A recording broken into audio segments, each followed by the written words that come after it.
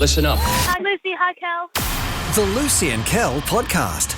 Hey everybody, ain't no podcast like a Friday podcast. Happy Friday, Luce. Happy Friday. Happy Friday, Casey. Happy Friday. Oh, Friday. Remember Friday, everybody? I used to be very much a big supporter of Friday. Oh, yeah. Still am. Don't say Friday anymore. I'm going to go back to it. Friday, everyone. Okay. I say it because one of our listeners, Taylor Listener of the Year, says Happy Friday. Yeah. Well, you used to say it a lot. I think there was a time back in the olden days of Lucy and Kel for breakfast where we signed off and we had a whole show around the phrase Friday. I'm pretty sure we did. Wow. So we got pretty excited about the phrase Friday for a while. I wasn't around then. She was not around. I have no recollection of that, but I do believe you blocked that out of your mind? I believe you at all, actually. All right. Don't have any phrases that you love saying at the moment? I do. Yeah. Oh, it does she. I watch a lot of SNL. I really like stand-up. I love improv comedy. And every time they say things on SNL, I end up saying myself all the time. I feel like, what are we doing? What's going on? That'll only make sense to SNL fans, but I can't help it, and I love it, and it is just who I am at the moment. I love SNL. And I love, there's a show also that I'm addicted to at the moment, which is Last One Laughing, which I know has been around forever, but I'm addicted to the British version, and Kel and I can't stop watching that, and I've got an idea about it. They're all comedians that are locked in a room for 6 hours, and if you laugh, you're out. Oh. And I've just thought, I want to come into this show one day and not laugh and see if you and Kel can make me laugh. Or even a podcast episode. Like, even from now, if I stop laughing, can you make me laugh before the end of the podcast? That's such a good idea. I reckon so. You want us to try and make you laugh now? Yes, that's right. All right, I'm just going to play you something and we'll see. So you're not allowed to smile? No. And have you got your headphones in? Yes. All right, you're not allowed to smile and you're not allowed to laugh. So I'm going to play this and we'll just see how focused you are. Because I think it's pretty hard not to smile and laugh at stuff. Mm-hmm. Like, it's normal human behaviour to react like that. So, all right, here we go. I'm just going to play this out of the blue with no context and we'll see what Lucy does. Look very carefully at Lucy's face, Casey. See if you can detect a smile. Here we go. I'm a generosity monster. You can't stop me. I'm just going to be generous. No. That's pretty good because that gave you a big smile last week. That was great. That was very funny. What about this one? I laughed. What about this one? Ready? She did an upside down smile. Pretty close. Pretty close. No, you're allowed to not do that. Well, you're allowed to put faces saw on the the show. edges of your mouth on either side go in an upward direction. Not as easy as you think. No, it's not easy as you think. Funny. All right. And that's Lucy laughing at herself. And normally, I love a good laugh at myself. that's a guarantee. Oh. There you go. You made her laugh. Oh, you did. There we go. There we go. Yeah, Why easy. would you want to live in a world without laughter? I know. It's such a funny show, though. It's such a feel-good show. I love it. Have you ever laughed so hard that the back of your head hurts? You laugh so hard you feel sick. Yeah. I love those moments in life. When I used to make Kel laugh back in the day, I'm going to not make him laugh anymore. You make me laugh all the time. Sometimes when I make Kel laugh and he touches the back of his head, I know his head is hurting from laughing, then I know you feel good. I feel so good. That's so you got funny. you actually, I think with your laughing, you've got to tell. So yeah, if I'm laughing so hard, then I can feel the back of my head hurting. I know that I'm having a good time. I know if Lucy snorts, if she laughs and then it ends with a snort, she's having a great time. She's having a great time. I snort. Genuine. Yeah. I've laughed so hard once that my rib has slid out. But I don't know what this bit is called. Yeah. What? The doctor said... Yeah, that people could get it if they cough or sneeze too hard or laugh too hard. Wait, hang on. laughed. Ribs are attached to a rib cage. They don't slide in and out. No, it's I not think, but no, Jenga. no, no, We're not pulling pieces out. Or some bone up here. No, I do. I forgot what bone ribs, it's called. Ribs are also, they've got that, I don't know, it's tendons, but it's like muscular sort of mucousy sort of, it's a bit going on with ribs. It was called something sliding syndrome. So That's you- what it's called. Sliding syndrome. Yes, I'm Wait. being legit. Wait. So you laughed so hard that Yes. you dislocated one of your ribs. Correct. And it just naturally goes back in after a week. So he said, don't laugh, don't sneeze, don't cough. Can you remember what you were laughing at to laugh so hard that you would dislocate a rib? I'm pretty sure it was in dancing and I just made one of my friends laugh. And you know when your abs start hurting? Yes. That happened and we were past that and kept laughing. So my rib popped out. There you go. Such a Casey story. Yeah. That is such a Casey One day story. I laughed so hard, my rib just popped out. My rib popped out. actually true. My head went that way and my ribs went that way. She's that kid.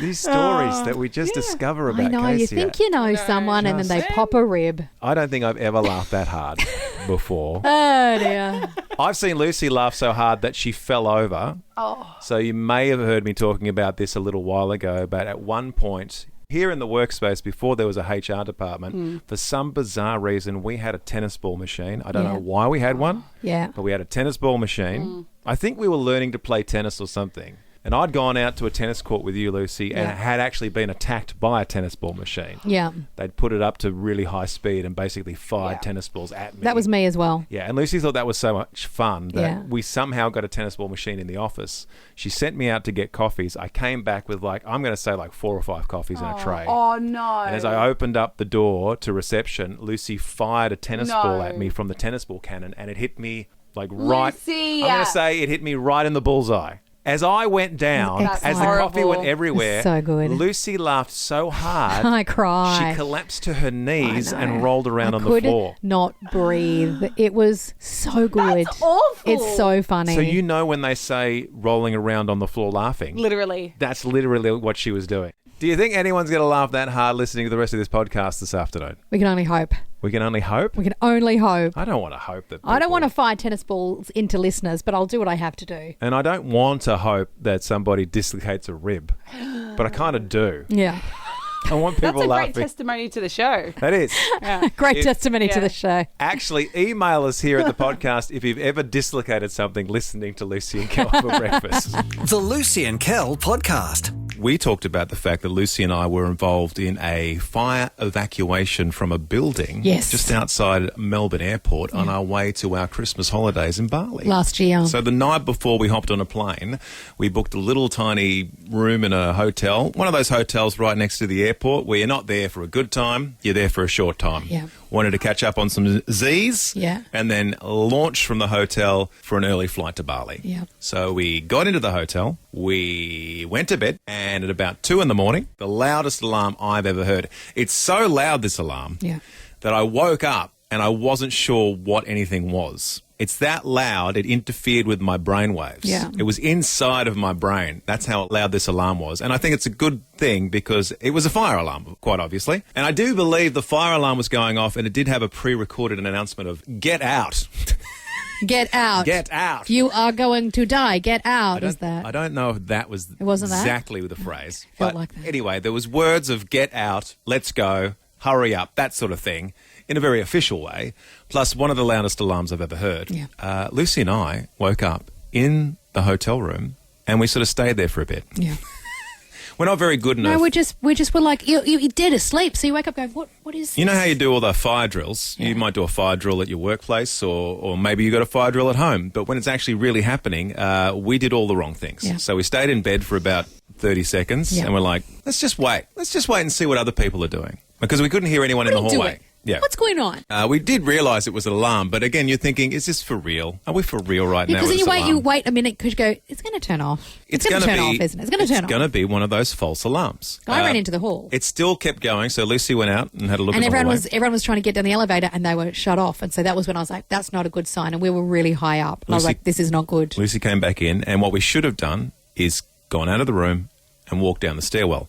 What we decided to do was get dressed. And this is not what you do. I know, Casey's appalled. Well, again, I sleep without pyjamas. Let me just say that. So he had to get dressed. I had to get dressed. Because otherwise he'd be in prison. Nobody needs to be indecent going through a exposure. traumatic event like a fire evacuation That's a and also double trauma. have me be stuck with me in the stairwell in what I sleep in. Nobody needs that. Compound the trauma. So already we've waited too long. Plus, we got back into the hotel room and started putting our clothes on. Yeah. And then we made our way out in the hallway. And by this time, yeah, hundreds of people. People are running. All shuffling. And it's scary. What we have Everyone's noticed, in PJs. Well, no. What we have noticed is most people are dressed. Yeah. There were 2 gentlemen, yeah, I believe businessmen from overseas, who arrived downstairs after we evacuated in fully dressed, like from head to toe, completely dressed in Garfield pyjamas. Like guys in their 40s. I've never wanted to take a photo of strangers more, but I didn't because that's illegal. Bright blue, bright yellow, Garfield pyjamas. And businessmen. They were probably businessmen. They were probably CEOs of major bank corporations around the world. It was so funny. I, by the way, grabbed our passports because I was thinking Again, about... something you should not do, but we Yes, did. you should. They say take your ID. Did they? I thought they said just never go back. Don't look back. No, you grab your bag. I needed to grab a wallet, and then I grabbed our passports because if it's going to burn down, I don't want to lose our passports. I also ran down 20 flights of stairs because I was a bit panicky. Let's be fair. And Lucy, Kel didn't realise I did that. Lucy left me. Kel thought I just got caught up in the panic. But I was like, he's so slow. I was like, dude, we're going to burn alive and you're shuffling. So I'm like, I'm going to just run. Now, she's not push old ladies down the stairs energy, but it's a step before that. It's not far off. So you sort of weaved your way down the stairwell. And this is what we were talking about yesterday. I didn't realise that you stuck in a stairwell with 100 other people shuffling down to the bottom of the foyer of the hotel was a bit intense for you. I didn't realise that. Yeah, I hated it. I hate fire alarms. I don't like enclosed spaces. I certainly hate stairwells. I hate not knowing. So I just wanted to get outside so I knew, I was going to be okay. I think I've watched too many awful documentaries about too many awful things. So it's 2 a.m. We're outside in the cold. We're mostly clothed. Some of us are in our pyjamas. We're all out there down the bottom. We're all safe. And then the fire engine turns up with the firemen. And I'm not being sexist, but they just were all firemen at this particular... They were all men, yeah. And they walked past, and all the women were like, ooh, because they're all very muscular. Yeah. And they're all very And they're there brave. to save the day as well. Yeah, so you could hear an audible gasp from all the They're ladies. running in. They all ran into the... They ran in. They ran into the danger, and there was no danger, and it was a false alarm. Someone we think was smoking. Don't smoke in your hotel thousands rooms. of us evacuated at 1 a.m. Like, come on. But Don't do that. Don't be that smoking person. What are the chances, though? That's not the only fire evacuation from a hotel that you and I have been involved in. There's another one in Malaysia, No, I it believe. wasn't. We were in Vietnam, actually in Ho Chi Minh There City you go. for Miracles Day, and everyone who worked in radio was in this little hotel, and that went off in the middle of the night, and we all ran downstairs, and everyone was in dressing gowns that time. And again... Including our CEO at the time, seeing him there in his dressing gown. Well, it's very official. And I was a little bit scared that time, but again, that was, I think, someone smoking. In their hotel room. But again, the not fire... us, not anyone from radio. Fire brigade turned up. It was all very serious. Yeah. So Lucy and I thought, based on the fact that we've both had 2 escape from a hotel fire alarm scenarios in our lifetime, have you had one of these scenarios? Did it actually end in a real fire? Grace and Hallam joins us. Good morning, Grace. Good morning. How are you? So good, Grace. How are you? I'm great, thank you. Very good. Right. Did the alarms go off? Were you involved in some sort of evacuation? Yes, so I was at Year 11 camp at the end of last year, and the fire alarm actually went off twice, so we had to do 2 evacuations. The first time was when we were eating our dinner, and so the fire alarm went off. We were all in the dining area, and we had to run out, and fire brigade comes, fire people come, and they find out that it was someone's straightener. Somebody left a Someone's hair hair straightener in one of the cabins. It's a good start. So that's the first fire That's alarm and excellent. evacuation. You Great. successfully negotiated that. What's the second one? So the second one was at 11:55 at night. Everybody was in their cabins. We were supposed to go to sleep. I think some people were nearly about to fall asleep when the fire alarm went off. We all run into the main foyer area, but there were no teachers, and so everybody's starting to panic because if there's a fire, that's dangerous. But we couldn't go out because the door's locked from the outside. So if we went outside, we could not come back in. But then we were also like, what if there's an intruder? We're just announcing ourselves then. So everyone's kind of panicking for 5 minutes in the foyer whilst we're waiting for someone to tell us what to do. And then 5 minutes later, teacher finally comes and goes, everybody outside. And so everyone's walking outside. And then 15 minutes later, same fire brigade shows up. The truck, my and the gosh. employees come and they're waving at us. And it was one of the teacher's showers. The steam from the shower caused the fire alarm to go off. No. This is a... The sensors were just updated because they were really sensitive. Of This is exactly course. how school camps should go. This is Yeah. exactly what happens on school camps. All of these shenanigans. Make good stories, all of these though. Good evacuations. stories. That's good. That's good, Grace. Thank you, Grace. That was 2 evacuations in the one For the night. price of one. Good morning, Soraya. Good morning. Were you involved in an evacuation? Was there an alarm that was very, very loud? Yeah, it was actually during a hospital stay. Oh, wow. So you're in Okay. hospital. Wow, that's not good. Yeah, so I'd been through a whole mental health crisis. At this point, I was in mother-baby unit. And the fire alarms went off at 2 a.m. And so a bunch of us mums were kind of waking up, looking at each other like, what's going on? Oh, it's probably a false alarm, until we could actually smell smoke. That's the ultimate, isn't it? So the alarm's going off, and normally it's a false alarm. But if you've got an alarm and smoke, that is panic time. Had a baby left on a hair straightener. Soraya. They don't evacuate everyone in hospital. They kind of... Yeah, it's so hard. You complicated. can't. How can you? That must be the hardest building The on hardest the planet. building to evacuate would be a hospital. Unbelievable. Impossible. No. Yeah. I had learned after that, so the mother baby unit and the psych ward are kind of back to back. I had learnt that someone had lit a fire under their bed in the psych ward. Oh, no. Okay. So they had evacuated the entire psych ward, and they had brought 1 or 2 asthmatic psych patients into the mother baby unit, which we were a bit like, yay. Right. Again, Soraya, we've talked about teachers this week and how they need to be paid more. Nobody needs to be paid more than nurses That's and doctors and anyone that is working inside of the hospital. Oh, gosh. That is an extraordinary... Do you know, that reminds me, though, where I gave birth was in the news a couple of years after, because that entire mother-baby unit was evacuated because they thought, and they sent hazmat suits in because they thought there was a huge chemical leak, and someone had brought someone a durian as a gift and they'd cut it open, and durians have that smell. They had evacuated that Locked baby. the building down because of a fruit. And there was hazmat suits because they thought it was a chemical, and it was just durian. That's amazing. And it would be the most complicated building to evacuate in a hurry. Shout out to everybody that works Not for at a me. hospital. I just run out. Oh, everyone for yourselves. The Lucy and Kel podcast. You're going to love this next bit. Oh, spoiler alert. Listen, this is the thing, like family. I bought Kel his very first pair of UGG boots. Which the I other week. appreciate. I presented them to him. He was so excited. I'll fall in love with them. He's fallen in love. It's a love relationship, and he's been getting around the house, and I've been so happy and so proud because I'm like, oh, he really likes them. And I was very ecstatic to see that you had embraced the Uggness of it all around the house. Then today I look down, and he's wearing them here in the studio. Now, in my defence, it's Casual Friday. And I don't really have so much a problem with that because we work on radio. No one is here. Casey's in active wear. I'm sitting here in active wear. There's no one in the office on a Friday, so we don't have to wear corporate clothes, or even we can wear whatever. We can be in pyjamas. Also, We can do in my whatever we defence, wanted. we work in radio, so we never have to wear clothes that... Yeah, we do because we're on Mean camera anything. 24/7. And yeah, most of the cameras in this studio are just for security purposes. Right? Upper level management. No, but the thing is, I don't mind you wearing them inherently on a Friday in here. This is what I have the problem with, and I believe women will hear me out because you're like, this isn't a thing. I'm like, no, it is a thing, mate. You're doing the thing that you hate me doing the most. Leading the winners. I believe everyone will agree with me on this before you've even said what you're going to say. I think you'll find, that's what Kel says. Sometimes Kel and I've been arguing. I think we can safely assume everyone's going to say, you're right, Lucy. Sometimes Kel and I've been having adult arguments. He'll go, I think you'll agree. And I'll be like, don't even start a sentence saying, I think you'll agree. That's so and now awful. you're using it on me. But I think Melbourne will agree. This is the thing.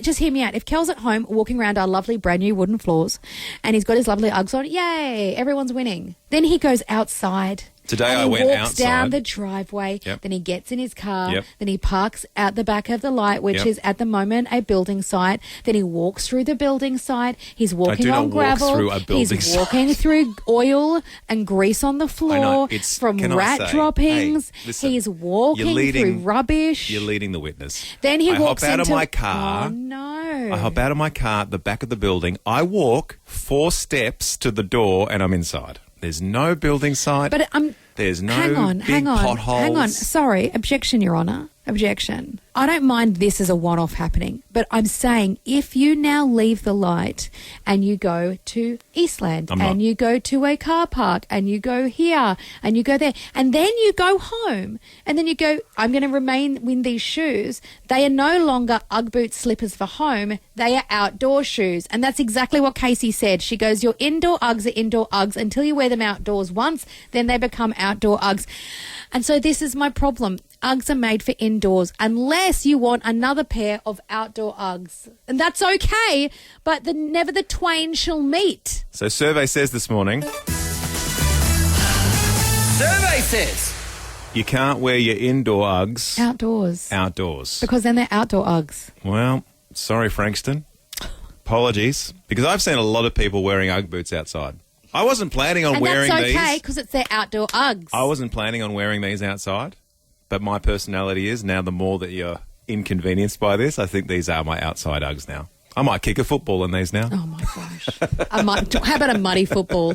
Why don't you just go? Why don't you walk through the botanical gardens when the leaves are down and you just push through all the autumnary leaves? I didn't know the rules. There's not a little booklet that comes with the UGG boots. I didn't know the rules. I didn't know your There UGG is. boots. It says rules for UGG boots. Number 1, these are indoor UGGs. Unless worn outside, then they default to outdoor UGGs and you need to purchase a secondary pair. Well, that's a great business model, but I still don't think that's anywhere on the box when you buy a pair of UGG boots. Does this fall into the same category as slippers? Any Uggs sort of bedroom slippers. footwear? UGGs are, repeat after me, UGGs are slippers. UGGs are slippers. Wait, I grew up in Moorabbin in the halcyon days of 1983, and I'd say 1 in 3 people wore moccasins outside all the time.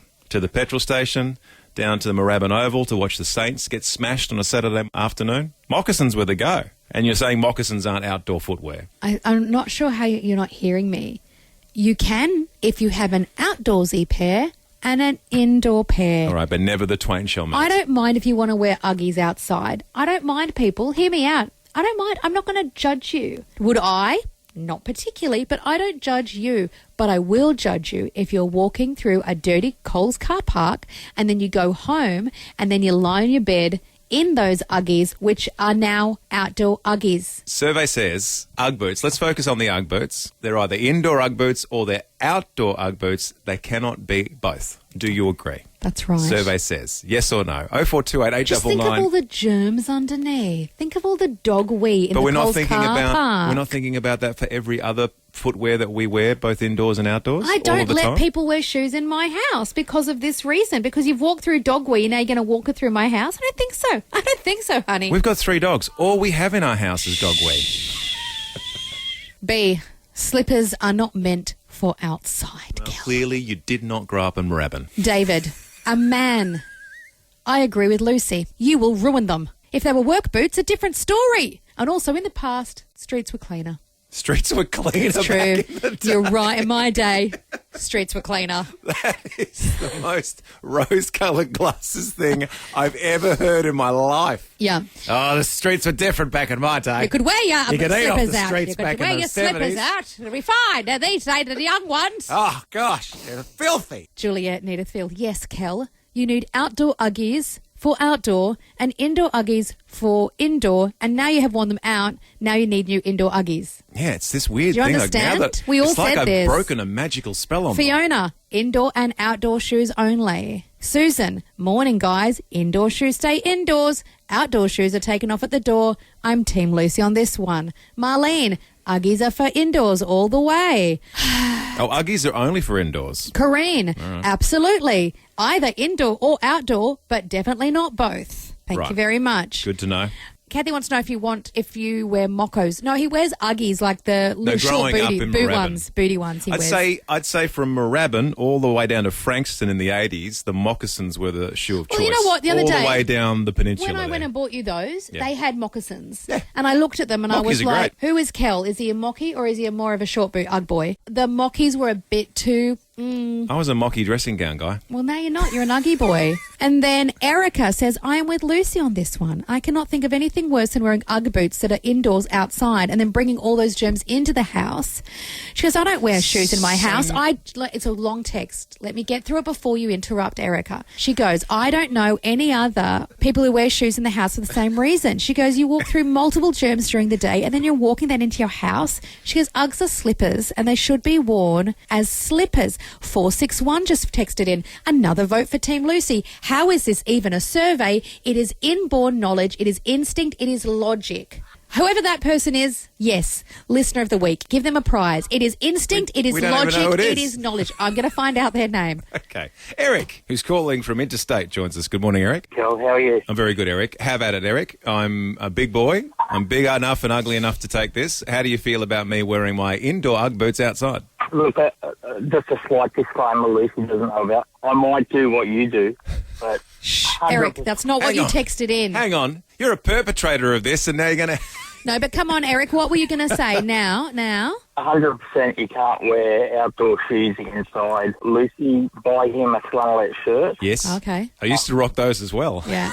We've got friends in Japan, no shoes. In Yes. hotels there, Yes. you get the slippers, so Yeah. free slippers at least. a very cultural Let's thing. talk about that. It's a very Asia, cultural in thing. general, Yep. you do not wear your shoes from outside into your house. And they have got it right. There's so many things I'm learning, but I think, Eric, you want to ask about, or you're actually going to make a statement about Crocs? Yeah, you'll buy some Crocs, but my cousin in the Netherlands, they actually rock the wooden shoes, the clogs. Oh, the They clogs. use- Oh, I've always been fascinated with clogs, Eric. How can they be comfy? Well, this is the thing. You don't know until you try. we're digressing. Are there Don't try outside clogs no, and inside look, clogs? look, everyone, he's trying to divert your attention from him being a terrible human. The Lucy and Kel podcast. So, for those playing the long game, I have a random allergy. And that allergy is sunflower seeds. Do you think Not- that's random? Yeah.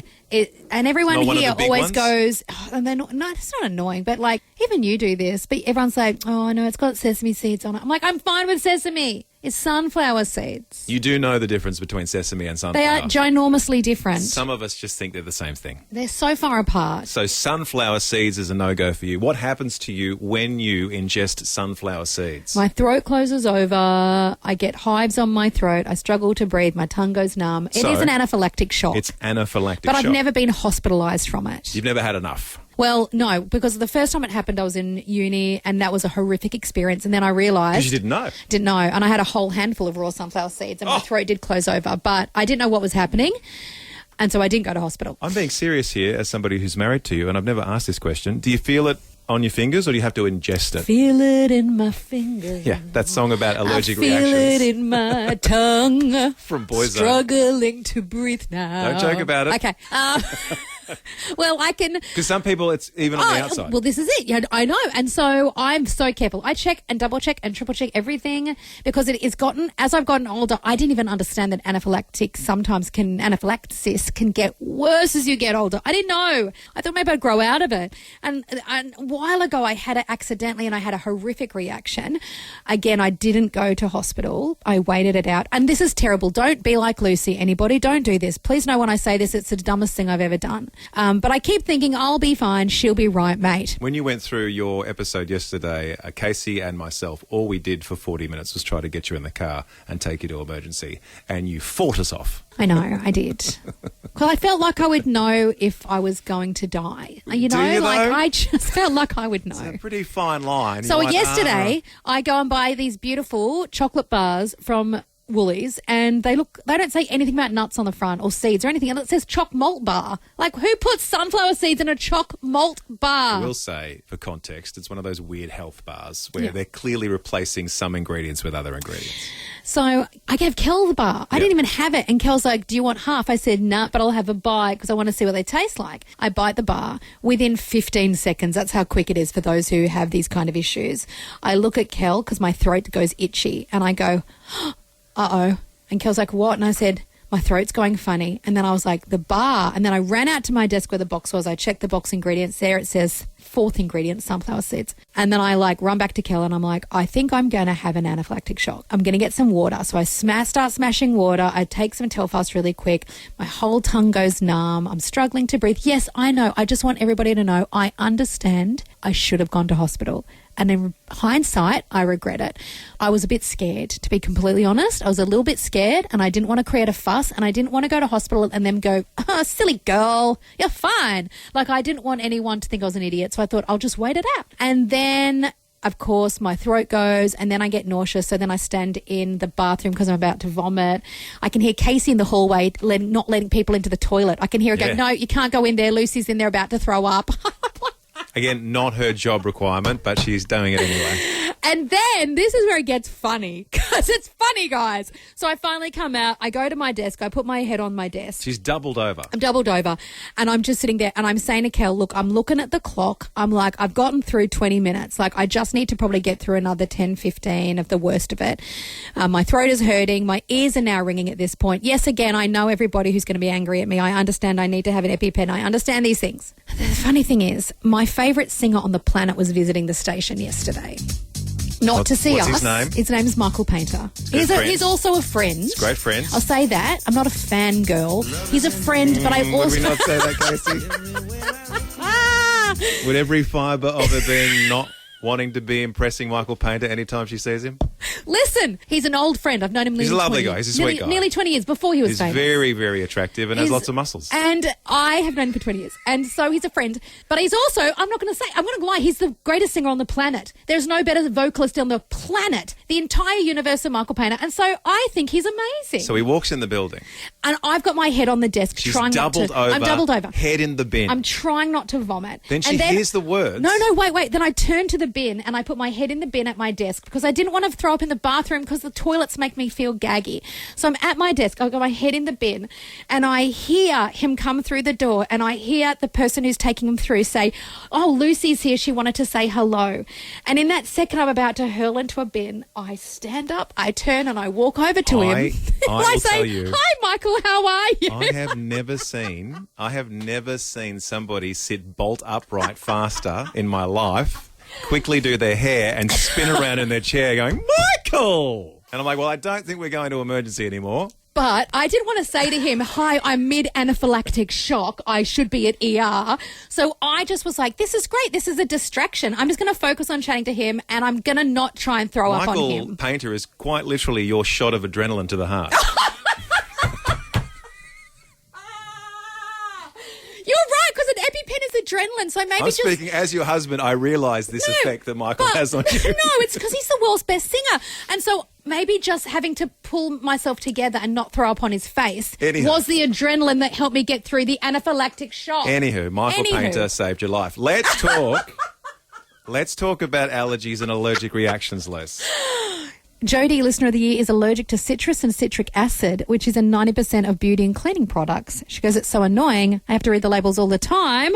That is annoying. That's the other thing, when sometimes you're allergic to food, but food can be based in things like cosmetics or even medication. And you're like, oh, I didn't realise they had sunflower seeds in this medication. Justin is allergic to grass. If he touches any grass, he breaks out in a rash. Because you're often encouraged to go and do that. Jess says she's allergic to Band-Aids. Yes, I've heard of this. Any small injury looks so bad because she has to use a bandage. So if she gets a cut, she's got to... Again, not laughing. Oh, Jess, I was saying, what's your weird allergy? And that's a weird allergy. It's the adhesive, I believe, on the Band-Aid that really messes with people's skin. Oh, my gosh. Annie Ella's just texted in. She's a kid. She goes, "Look, my mum is losing her mind that you didn't go to hospital. They're not very happy with me. I'm sorry."